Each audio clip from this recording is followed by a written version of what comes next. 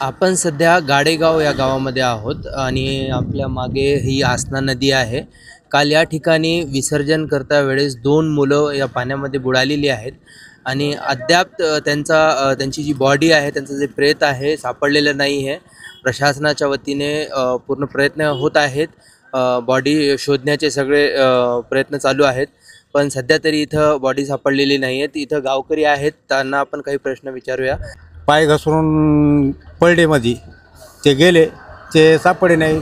तीन गेले, तिन्हीपैकी एकाला वाचण्यात यश आलं। त्या ठिकाणी जी 3 मुलं पाण्यामध्ये विसर्जन करण्यासाठी गेली होती, त्यामधला एक जो मुलगा आहे तो त्याला वाचवण्यामध्ये यश मिळालं होतं आणि हा तो मुलगा आहे। आणि आपण याला विचारूया की काय असं झालं असेल की जे 2 मुलं आहेत त्यांना वाचवण्यामध्ये अपयश आलेलं आहे।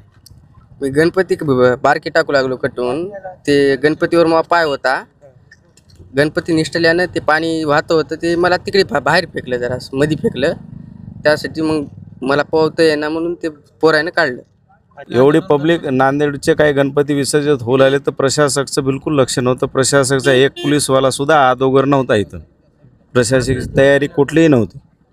परवानगी होती का इथे? नाही, इथली परवानगी नव्हती। मग आता गावातला गणपती असल्यामुळं दरवर्षी याच ठिकाणी टाकतात। प्रशासनाचं कोणी नव्हतं इथं, मान्यताच नव्हती ना। तरी पण आता हे आमचे गावकरी समजा इथंच गणपतीचं विसर्जन करतात। इथं नांदेडचे बी गणपती येऊ लागले होते विसर्जनासाठी।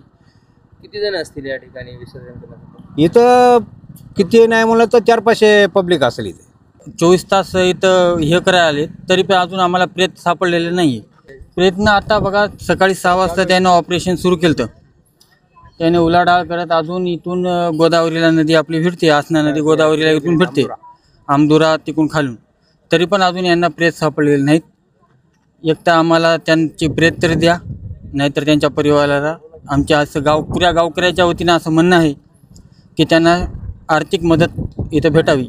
आणखीन हे पूर्ण गावकरी इथं बसून यायचे, आमदुरा चिकारघाटपर्यंत जाऊन आले दोन्ही साईडनं ते बघत, तरी पण काही त्याचे प्रेत सापडले नाहीत।